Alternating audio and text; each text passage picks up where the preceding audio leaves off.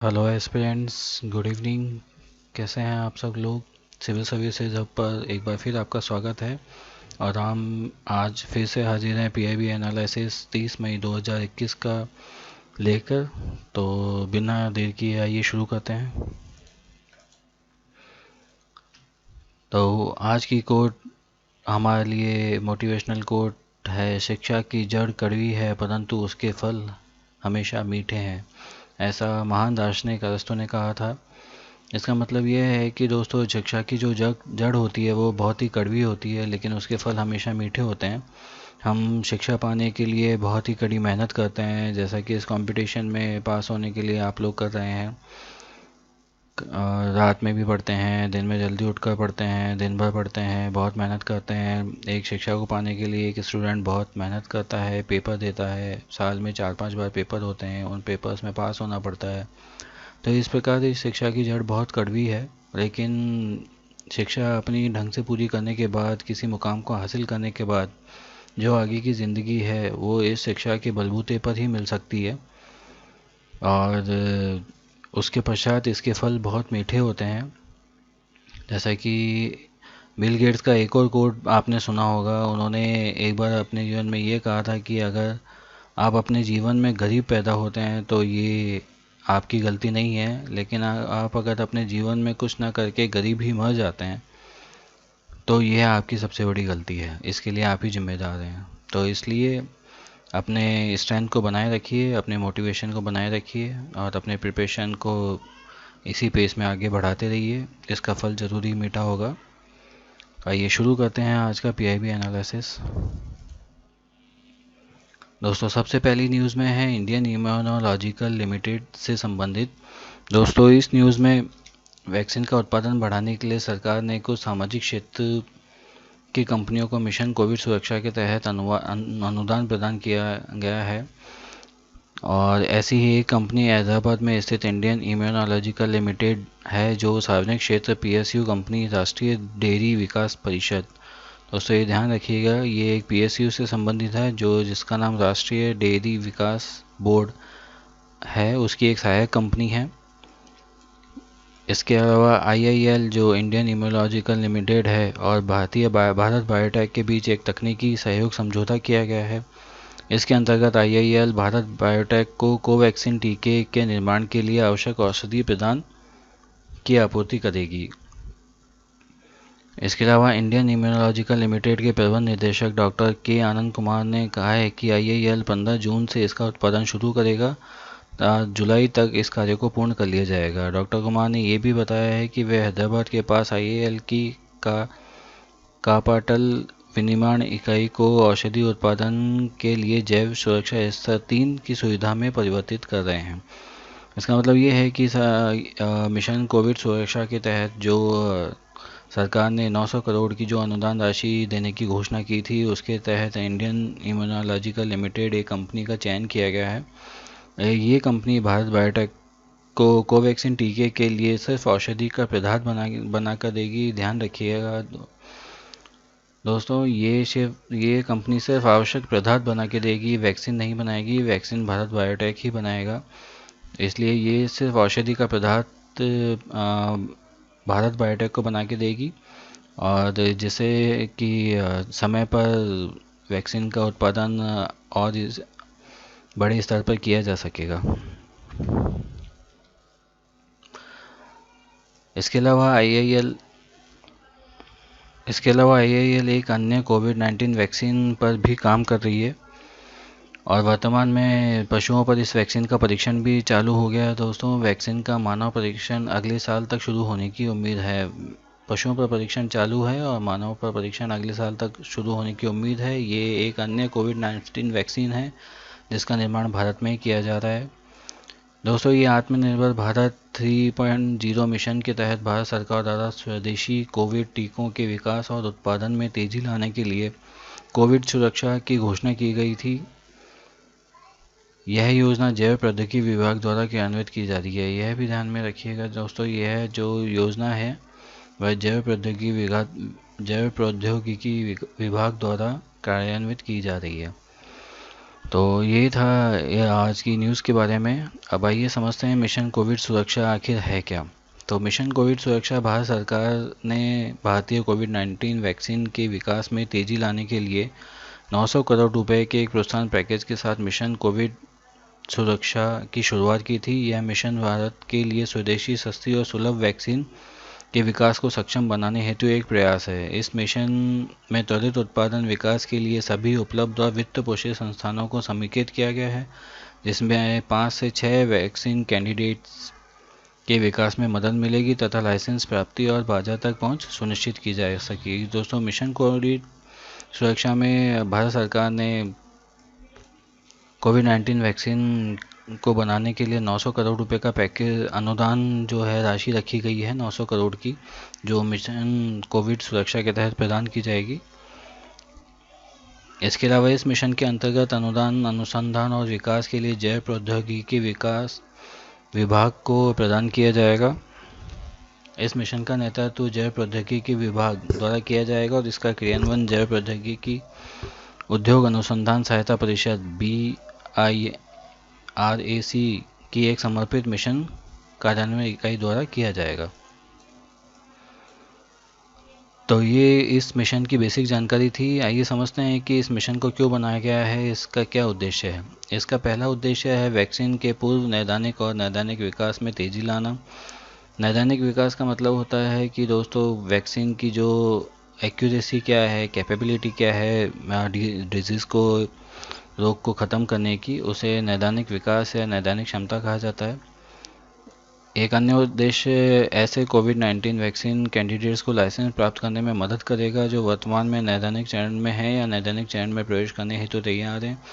इस योजना के तहत कोविड 19 की जो वैक्सीन है उनके जो कैंडिडेट्स हैं, कैंडिडेट्स का मतलब जो वैक्सीन सभी रिसर्च लेवल पे हैं और प्रथम चरण या द्वितीय चरण को पूर्ण कर चुकी हैं या करने वाली हैं, उनको आगे बढ़ाने में भी इस योजना के तहत मदद दी जाएगी। नैदानिक परीक्षण स्थलों की स्थापना की जाएगी। किन परीक्षण स्थलों पर यह नैदानिक परीक्षण किया जाएगा उनकी स्थापना भी की जाएगी। दोस्तों,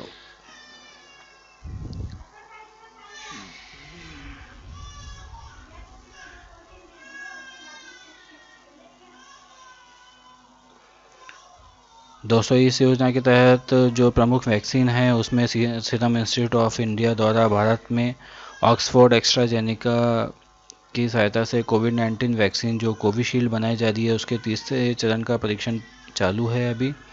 भारत बायोटेक कंपनी द्वारा कोवैक्सीन को भारतीय चिकित्सा परिषद, अनुसंधान परिषद ICMR तथा राष्ट्रीय विषाणु विज्ञान संस्थान के सहयोग से स्वदेशी स्वरूप में जो विकसित किया गया है वह वैक्सीन इसमें शामिल है। इसके अलावा जायडस कैडिला फर्म द्वारा स्वदेशी रूप से निर्मित वैक्सीन जायकोव-डी ने देश में नैदानिक परीक्षण के दूसरे चरण को पूरा कर लिया है। इसे भी आगे बढ़ाया जाएगा इस योजना के तहत। और रूस द्वारा निर्मित वैक्सीन स्पुतनिक V के संयुक्त चरण तृतीय और तृतीय के नैदानिक परीक्षण में भारत में जल्द ही शुरू होने वाले हैं।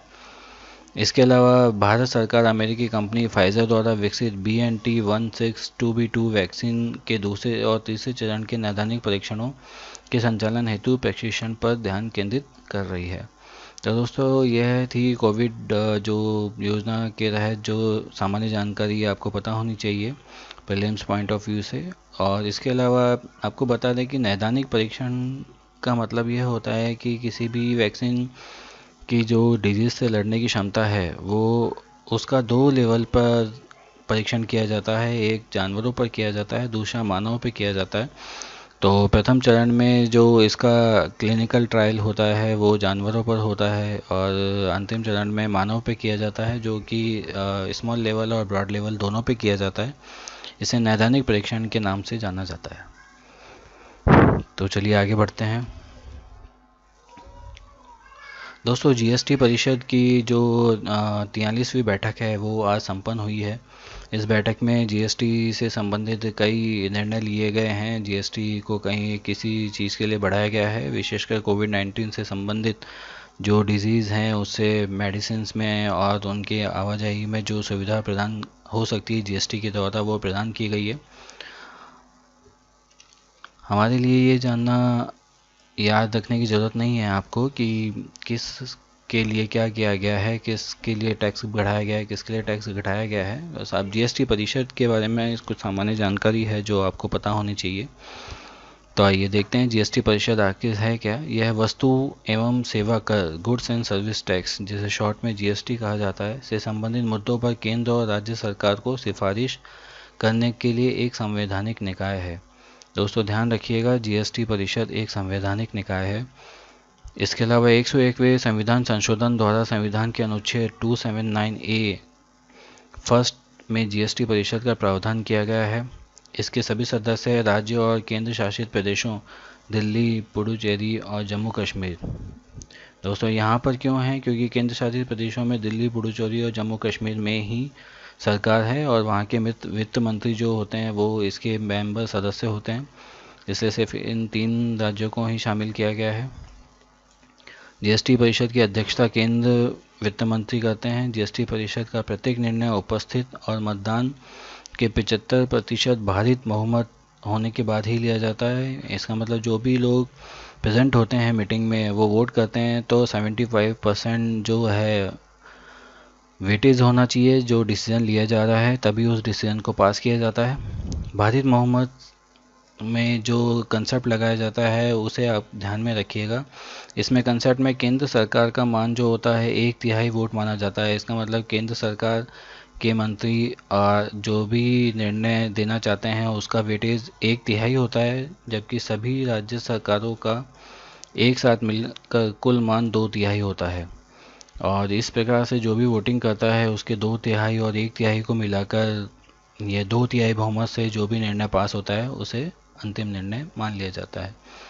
इसके अलावा जीएसटी से संबंधित निर्णय लेना इस परिषद का मुख्य कार्य है। इस परिषद का मुख्य कार्य यही है कि जीएसटी में किस प्रकार से ज़रूरतों के हिसाब से जीएसटी को घटाया जाए, बढ़ाया जाए, उसी के निर्णय के लिए यह जीएसटी परिषद या जीएसटी काउंसिल भी इसे कहा जाता है का निर्माण किया गया है।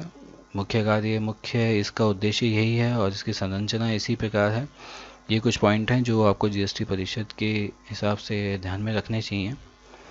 चलिए आगे बढ़ते हैं।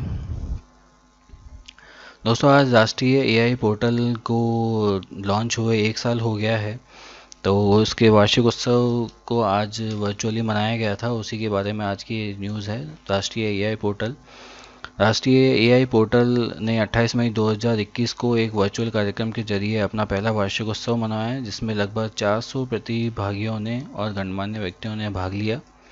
दोस्तों इसके अलावा राष्ट्रीय एआई पोर्टल इलेक्ट्रॉनिक्स एवं आईटी मंत्रालय के राष्ट्रीय ई गवर्नेंस डिवीज़न और नेस्कॉम की एक संयुक्त पहल है। ये दोस्तों ध्यान में रखिएगा कि राष्ट्रीय एआई पोर्टल किस किस के द्वारा इसमें भागीदारी है। इसके अलावा यह देश और दुनिया में एआई से संबंधित समाचार, अधिगम, लेख, कार्यक्रमों और गतिविधियों आदि के लिए एक केंद्रीय धुरी के रूप में कार्य करता है। नेस्कॉम, जिसका full form national association of software and service companies होता है, भारत में सूचना प्रौद्योगिकी तथा बीपीओ का एक व्यापारिक संघ है। इसकी स्थापना 1988 में हुई थी। नेस्कॉम की स्थापना 1988 में की गई थी। यह एक लाभ निरपेक्ष संस्था है। दोस्तों ये ध्यान में रखिएगा कि नेस्कॉम एक नॉन प्रॉफिट ऑर्गेनाइजेशन है। इसके उद्घाटन के समय इलेक्ट्रॉनिक एवं सूचना प्रौद्योगिकी मंत्री ने युवाओं के लिए एक राष्ट्रीय कार्यक्रम युवाओं के लिए जिम्मेदार एआई भी लॉन्च किया था, जिसका भी आज 1 वर्ष हो गया है। इस कार्यक्रम का उद्देश्य देश के युवा छात्रों को एक मंच प्रदान करना है और उन्हें नए युग के तकनीकी दिमाग, प्रासंगिक एआई कौशल विकास एवं आवश्यक एआई टूल सेट तक पहुंच प्रदान करना है, ताकि उन्हें भविष्य के लिए डिजिटल रूप से तैयार किया जा सके। बेसिकली ये जो पोर्टल है वो इंडिया का एक आर्टिफिशियल इंटेलिजेंस से संबंधित पोर्टल है, जिस पर सभी एआई से संबंधित जो भी रिसर्च होते हैं वो अवेलेबल कराए जाते हैं। साथ ही जो एआई में जो भाग लेने वाले लोग हैं या इसके लिए कैपेबल जो लोग हैं उन्हें भी एक प्लेटफॉर्म दिया जाता है। युवाओं को एआई के क्षेत्र में अपने कौशल को आगे बढ़ाने के लिए छात्रवृत्ति या अन्य सुविधाएं भी प्रदान की जाती हैं। इस प्रकार यह पोर्टल कार्य करता है और ये कुछ इंपॉर्टेंट पॉइंट्स हैं जिन्हें आपको इस पोर्टल से संबंधित याद रखने चाहिए, ध्यान में रखने चाहिए। चलिए आगे बढ़ते हैं। दोस्तों आज एक नई स्कीम को लॉन्च किया गया है भारत सरकार के द्वारा, जिस स्कीम का नाम है युवा प्रधानमंत्री योजना। दोस्तों इसमें युवा प्रधानमंत्री योजना का फुल फॉर्म हिंदी में है युवा आगामी और बहुमुखी लेखक युवा, और इंग्लिश में इसका फुल फॉर्म है YUVA, young upcoming and versatile author, young upcoming and versatile author युवा। दोस्तों देखते हैं इसमें क्या विशेष है। इस योजना के अंतर्गत शिक्षा मंत्रालय के तहत उच्च शिक्षा विभाग ने आज युवा लेखकों को प्रशिक्षित करने के लिए युवा प्रधानमंत्री योजना की शुरुआत की है। यह युवा और नवोदित लेखकों 30 आयु से कम के, दोस्तों ध्यान रखिएगा इसमें जो भी लेखक पार्टिसिपेंट होंगे उनकी आयु 30 वर्ष से कम की होगी, को प्रशिक्षित करने के लिए एक लेखक परामर्श कार्यक्रम है जिसमें पढ़ने लिखने और पुस्तक संस्कृति को बढ़ावा दिया जाएगा। वैश्विक स्तर पर भारत और भारतीय लेखन को प्रदर्शित किया जा सकेगा। दोस्तों युवा स्कीम जो है इंडिया एट 75 परियोजना जो है, जिसका मूल मंत्र है आज़ादी का अमृत महोत्सव, जो भारत के आज़ादी के 75 वर्ष पूर्ण होने पर जिन टारगेट्स को रखा गया था उसके अकॉर्डिंग है। उसका एक यह भी एक उसका एक हिस्सा है। यह योजना विस्मृत नायकों, स्वतंत्रता सेनानियों, अज्ञात और भूले हुए स्थानों और राष्ट्रीय आंदोलन में उनकी भूमिका और अन्य विषय वस्तुओं पर लेखकों की युवा पीढ़ी के दृष्टिकोण को एक अभिनव व रचनात्मक तरीके से सामने लाने के लिए बनाई गई है। दोस्तों इसके लिए कार्यान्वयन एजेंसी के रूप में शिक्षा मंत्रालय के तहत नेशनल बुक ट्रस्ट, ध्यान रखिएगा शिक्षा मंत्रालय के तहत नेशनल बुक ट्रस्ट भारत संरक्षण के सुव्यवस्थित चरणों के तहत इस योजना के चरणबद्ध निष्पादन को सुनिश्चित करेगा। दोस्तों कुछ समय पहले माननीय प्रधानमंत्री नरेंद्र मोदी जी ने अपने मन की बात, जो उनका एक प्रोग्राम आता है, उसमें कहा था कि देश के युवाओं को लेखन में आगे बढ़ना चाहिए और देश के जो इतिहास हैं, जो देश की जो लड़ाई है आज़ादी की, उससे संबंधित जो भी इतिहास है उसे जानना चाहिए और अपने अपने एरिया में क्या आपके आज़ादी के समय क्या क्या घटनाएं घटी, किस प्रकार हमें आज़ादी मिली, किस प्रकार आपके स्थानीय लोगों ने उसमें भाग लिया, उसके बारे में लिखना चाहिए। तो उसी को ध्यान में रखकर यह जो योजना है शुरू की गई है। आइए जानते हैं और इस योजना के बारे में। तो दोस्तों इस योजना के तहत तैयार की गई पुस्तकों का प्रकाशन नेशनल बुक ट्रस्ट करेगा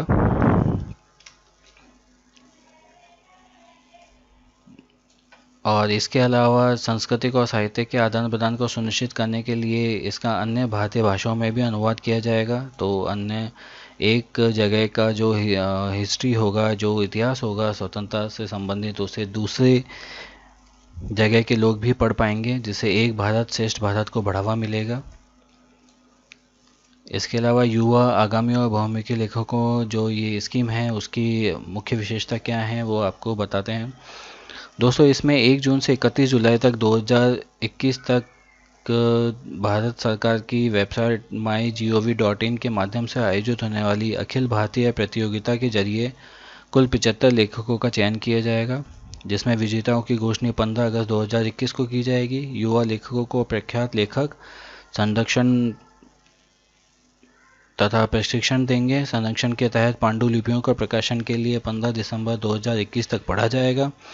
इसके पश्चात प्रकाशित पुस्तकों का विमोचन 12 जनवरी 2020 को राष्ट्रीय युवा दिवस के अवसर पर किया जाएगा और संरक्षण योजना के तहत जो भी लेखक सेलेक्ट होते हैं, चयन किए जाते हैं जिनका, उन प्रत्येक लेखकों को 50,000 रुपये प्रति माह की समेकित छात्रवृत्ति भी प्रदान की जाएगी। तो ये इस योजना की कुछ विशेषताएं हैं जिन्हें आप ध्यान में रखिएगा, इन्हें पूछा जा सकता है पेपर में।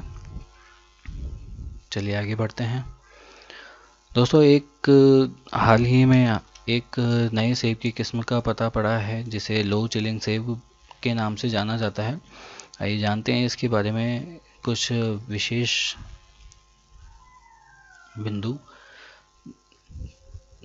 हिमाचल प्रदेश के एक किसान ने स्वयं परागण करने वाली सेब की नई किस्म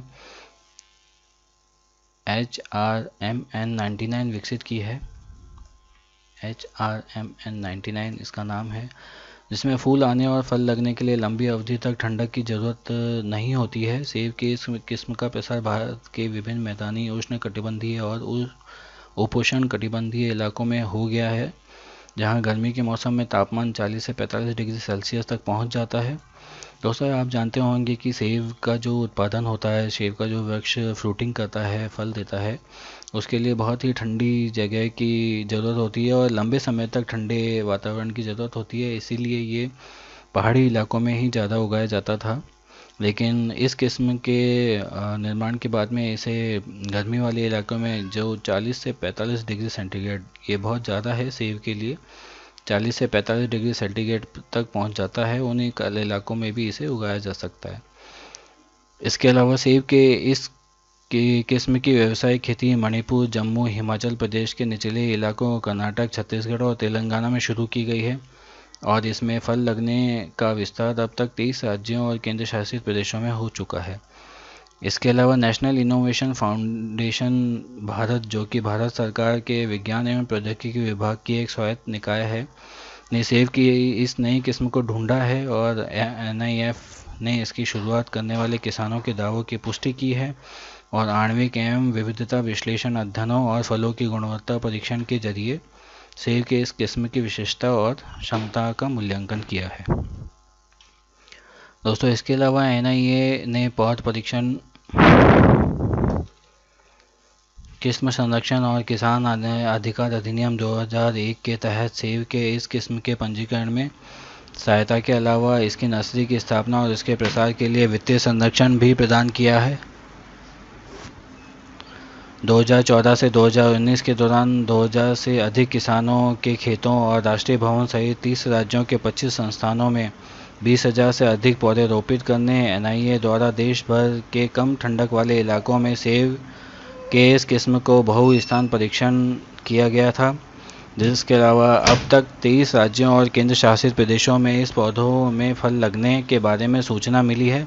ये राज्य हैं बिहार, झारखंड, मणिपुर, मध्य प्रदेश, छत्तीसगढ़, उत्तर प्रदेश, महाराष्ट्र, गुजरात, दादर एवं नगर हवेली, कर्नाटक, हरियाणा, राजस्थान, जम्मू कश्मीर, पंजाब, केरल, उत्तराखंड, तेलंगाना, आंध्र प्रदेश, पश्चिम बंगाल, उड़ीसा, पांडुचेरी, हिमाचल प्रदेश और दिल्ली। तो दोस्तों, आप देख रहे होंगे कि लगभग भारत के सभी राज्यों में इसके सेब का उत्पादन किया जा रहा है, जो किस्म पे केवल पहले ठंडे इलाकों में ही उगाई जाती थी। 9वें राष्ट्रीय द्विवार्षिक grass root innovation and outstanding traditional knowledge award के दौरान 2017 में श्री हरिवंश शर्मा को भारत के तत्कालिक राष्ट्रपति महामहिम श्री प्रणब मुखर्जी द्वारा राष्ट्रपति भवन में राष्ट्रीय पुरस्कार से भी सम्मानित किया गया था। दोस्तों, श्री हरिवंश शर्मा वो हैं जिन्हें इस किस्म का सबसे पहले पता चला था। उन्होंने अपने घर पर इस किस्म को उगाया था। उसके बाद में इस किस्म का प्रसार पूरे देश में किया गया, जिसे राष्ट्रीय पुरस्कार के द्वारा सम्मानित भी इनको किया गया है, राष्ट्रपति प्रणब मुखर्जी के द्वारा। दोस्तों, अब बात करते हैं प्राकृतिक डाई रस की। प्राकृतिक डाई रस जो इंडिगो पौधे से प्राप्त जो डाई होती है, जिसका कलर नीला होता है, उसे इस डाई के रूप में पहचाना जाता है। इसके वैज्ञानिकों ने हाल ही में एक शोध के द्वारा ये पाया गया है कि इस बीन परिवार के पौधे की पत्तियों से निकाली गई प्राकृतिक नील डाई मानव आँखों को हानिकारक लेज़र विकिरण से बचाने में सक्षम है। इसका उपयोग संभावित हानिकारक विकिरणों को कमजोर करने और मानव आँखों या अन्य संवेदनशील ऑप्टिकल उपकरणों को ऐसे वातावरण में अचानक क्षति से बचाने के लिए उपयोगी ऑप्टिकल लिमिटर विकसित करने के लिए किया जा सकता है। दोस्तों, जिस किस्म पर यह शोध किया गया है उसका नाम है इंडिगोफेरा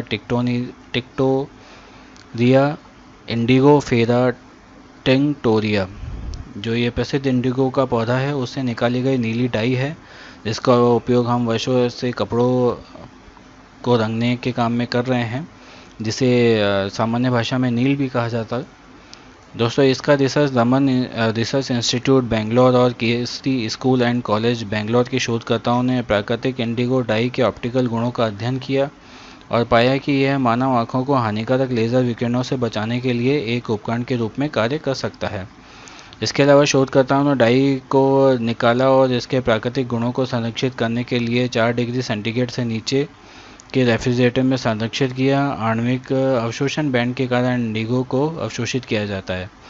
बेसिकली दोस्तों इस रिसर्च में यह पाया गया है कि जो डाई होती है, जो इस पौधे से जो हमें डाई मिलती है, वो एक ऑप्टिकल लिमिटर का काम कर सकता है। अगर किसी भी एरिया में या किसी भी काम को करते वक्त अगर रोशनी ज़्यादा आ जाती है तो उस स्थिति में यह ऑप्टिकल जो लिमिटर है, जो ये डाई है, एक ऑप्टिकल लिमिटर का कार्य कर सकती है और उस रोशनी को रोककर आँखों पे होने वाले नुकसान से हमें बचा सकती है। इसके अलावा जब वे लेज़र पल्स की तीव्रता बढ़ाते हैं, इसके अलावा दोस्तों शोधकर्ताओं ने यह भी पाया है कि जब वे लेज़र पल्स की तीव्रता को बढ़ाते हैं तो डाई अधिक प्रकाश को अवशोषित करती है, अर्थात यह उच्च तीव्रता वाले प्रकाश के लिए अधिक पारदर्शी है। वैज्ञानिक ऐसी सामग्री को ऑप्टिकल लिमिटर कहते हैं। ऑप्टिकल लिमिटर शक्तिशाली लेज़रों द्वारा उत्सर्जित संभावित हानिकारक विकिरणों को कमज़ोर करने और दोनों आँखों और संवेदनशील ऑप्टिकल उपकरणों की रक्षा करने में उपयोगी होते हैं। तो दोस्तों ये जानकारी थी कुछ विशेष जो आपके साइंस एंड टेक सेक्शन के लिए उपयोगी हो सकती है। और इस डाई के बारे में जो रिसर्च हुआ है उसकी जो मुख्य जानकारी थी वो सिर्फ इतनी ही है, आपको इतना ध्यान रखना है। और साइंस एंड टेक में पोर्शन में यह क्वेश्चन आपसे पूछा जा सकता है। तो दोस्तों अब आगे बढ़ते हैं। दोस्तों डायरेक्टर जनरल एनसीसी ने एक मोबाइल ऐप ट्रेनिंग ऐप 2.0 वापस से चालू की है। आपको पता होगा कि पूर्व में एनसीसी ने मोबाइल ट्रेनिंग ऐप 1.0 चालू की थी, जिसके द्वारा ऑनलाइन ट्रेनिंग सेंटर की स्थापना की गई थी और एनसीसी कैडेट्स को ऑनलाइन ही ट्रेनिंग दी गई थी। तो जानते हैं इस न्यूज़ के बारे में। दोस्तों रक्षा सचिव डॉक्टर अजय कुमार ने 28 मई 2021 को नई दिल्ली में महानिदेशालय राष्ट्रीय कैडेट कोर एनसीसी मोबाइल प्रशिक्षण ऐप वर्जन 2.0 की शुरुआत की है। यह ऐप कोविड-19 महामारी की स्थिति के दौरान एनसीसी कैडेटों को देशव्यापी ऑनलाइन प्रशिक्षण आयोजित करने में सहायता करेगा। इसके अलावा इसका उद्देश्य एनसीसी से संबंधित बुनियादी जानकारी और संपूर्ण प्रशिक्षण सामग्री, पाठ्यक्रम सारांश, प्रशिक्षण वीडियो, अक्सर पूछे जाने वाले प्रश्न जिन्हें एफएक्यूज कहा जाता है, को एक मंच पर उपलब्ध कराएगा। यह एनसीसी कैडेटों को प्रशिक्षण सामग्री तक आसान पहुंच प्रदान करेगा और महामारी के दौरान प्रशिक्षण देने में सहायता प्रदान करेगा, जिससे इन कैडेट का जो प्रशिक्षण है वो रुकेगा नहीं कोविड महामारी के कारण। इसके अलावा डीजी एनसीसी ने मोबाइल प्रशिक्षण ऐप वर्जन 2.0 दोनों भाषाओं में लागू किया है। यह हिंदी और अंग्रेजी दोनों भाषाओं में अवेलेबल है। इस ऐप पर नेविगेशन में आसानी के लिए नए पेज भी शामिल किए गए हैं। इसके अलावा सारांश और हिंदी में अक्सर पूछे जाने वाले प्रश्न भी जोड़े गए हैं। तो दोस्तों ये कुछ जानकारी थी एनसीसी मोबाइल ट्रेनिंग ऐप 2.0 के बारे में। दोस्तों सिर्फ आपको ये इतनी ही इम्पोर्टेंट इसमें बात है जो आपको ध्यान रखनी चाहिए। तो दोस्तों आज के पीआईबी एनालिसिस में सिर्फ इतना ही। यह एनालिसिस आपको कैसा लगा हमें कमेंट सेक्शन में ज़रूर बताइएगा, और कुछ अगर इसमें सुधार आपके नज़रिए से ज़रूरी हो तो वो भी हमें बताइएगा। किसी अन्य टॉपिक पर भी आपको इस प्रकार का एनालिसिस या वीडियोस चाहिए हो या किसी विशेष सब्जेक्ट पर अगर आप बात करना चाहते हैं तो उसके लिए भी हमें कमेंट बॉक्स में लिखिएगा। इसके अलावा हमारी वीडियो को और हमारे चैनल को लाइक, शेयर और सब्सक्राइब ज़रूर करें, ताकि दोस्तों ये जो चैनल हमारा है इसमें हम हिंदी में ही आपको एनालिसिस अवेलेबल कराते हैं और नोट्स भी हिंदी में अवेलेबल कराते हैं, जैसे कि हिंदी पाठ्यक्रम के जो एस्पिरेंट्स हैं उन्हें विशेष ध्यान में रखकर यह चैनल बनाया गया है और उन्हीं की सुविधा के लिए बनाया गया है। तो दोस्तों अपने दोस्तों के बीच में इसे लाइक, शेयर और सब्सक्राइब ज़रूर करें, और फेसबुक, ट्विटर, इंस्टाग्राम पे हमें फॉलो ज़रूर करें। आज के लिए सिर्फ इतना ही। कल आपसे फिर मुलाकात होगी। जय हिंद। Thanks for watching.